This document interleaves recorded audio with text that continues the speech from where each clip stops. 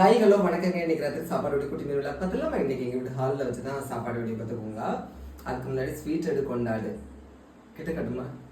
இன்னைக்கு ஒரு சிஸ்டர் வந்து பால் காய்ப்புக்கு காடு கொண்டு வந்தாங்களா, அவங்க வாங்கிட்டு வந்தாங்க.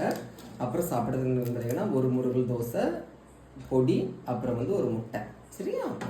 அப்புறம் இன்னைக்கு ஒரு விஷயம் என்னன்னா, தாமரையின் இது கொண்டு ஊடல் செய்த ஓவியமே, அந்த வீடியோ வந்து கொஞ்சம் தாமரை எல்லாம் போட்டு கொஞ்சம் ஃபன்னாக நான் பண்ணியிருப்பேன். அதில் ஒருத்தர் வந்து அழகாக கமெண்ட் போட்டிருந்தாரு. எப்படின்னா, அவர் பொலைட்டாலாம் சொல்லலை. எப்படின்னா, இப்படி ஆடிக்கிட்டு இருந்தால் உங்களுக்கு யார் பொண்ணு கொடுப்பா, இதனால தானே உங்களுக்கு விவாகரத்து ஆகிருக்கும், நீங்கள் அதெல்லாம் நினச்சி பார்க்க மாட்டீங்களா அப்படின்னு சொல்லிட்டு திரும்பவும் சொல்கிறேன். ஒரு பொலைட்டாக சொல்லலை. நான் அதுக்கு என்ன பதில் சொல்கிறேன் அப்படின்னு பார்த்தீங்கன்னா, என்னை விட வயசில் அதிகமானவங்க, என்னை விட நல்லா படித்தவங்க, நல்ல வேலையில் இருக்கிறவங்க, எந்த கெட்ட பழக்கம் இல்லாத கல்யாணம் ஆகாத எவ்வளோ பசங்க இருக்காங்க. ஓகேவா? அவங்களுக்கெல்லாம் இந்த முதல் கல்யாணமே ஆகாமல் நிறைய பேர் இருக்காங்க. சரியா? அவங்களுக்கெல்லாம் ஏன் இந்த பொண்ணு வீட்டில் இருந்தோம் அந்த பையனுக்கு பொண்ணு கொடுக்கறதுக்கு தயாராக இல்லை? சரி, அதை விட்டுருலாம். இந்த உலகத்தில் எனக்கு மட்டும்தான் விவாகரத்து ஆகுதா?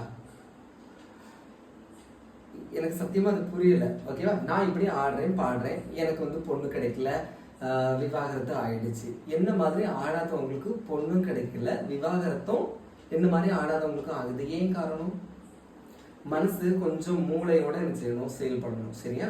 அடுத்தது இன்னொரு விஷயம் அழகா கேட்டிருந்தாரு. அதுக்கு யாரோ ஒருத்தவங்க பதில் கொடுத்துருந்தாங்க. அதுக்கு இவ்வளவு பேசுறீங்களா, உங்க வீட்டுல இருந்து ஒரு பொண்ணை எனக்கு கட்டி கொடுப்பீங்களா அப்படின்னு சொல்லிட்டு. எனக்கு எதுக்கு அவங்க பொண்ணு கட்டி தரணும்? நான் வீடியோ போட்டு உங்க வீட்டுல பொண்ணு இருந்தா சொல்லுங்க அப்படின்னு நான் அவங்ககிட்ட ஏதாவது கேட்டேன்னா? அக்கறைங்கிற பேர்ல அடுத்தவங்களுக்கு காயத்துல அம்பு பாய்ச்சாதீங்க. சரியா? உங்க அக்கறையோட நீங்க உங்களோட வச்சுக்கோங்க. ஓகே? இவ்வளோ தூரத்து இவ்வளோ கடந்து வந்த எனக்கு என் வருங்காலத்தை எப்படி அமைச்சுக்கணும்னு எனக்கு தெரியாதா? நான் ரொம்ப தெளிவா தான் இருக்கேன். ஓகேவா? நீங்க வந்து நான் தான் சொல்றேன், அக்கறைங்கிற பேர்ல ஒருத்தவங்களோட காயத்துல அம்பு செலுத்தாதீங்க. ஓகேவா? புரிஞ்சிருக்கும்னு நினைக்கிறேங்க. தெரியல, லைக் பண்ணுங்க. தேங்க்யூ. நீங்க என்ன சாப்பிட்டீங்கிறத மறக்காம கமெண்ட்ல சொல்லுங்க.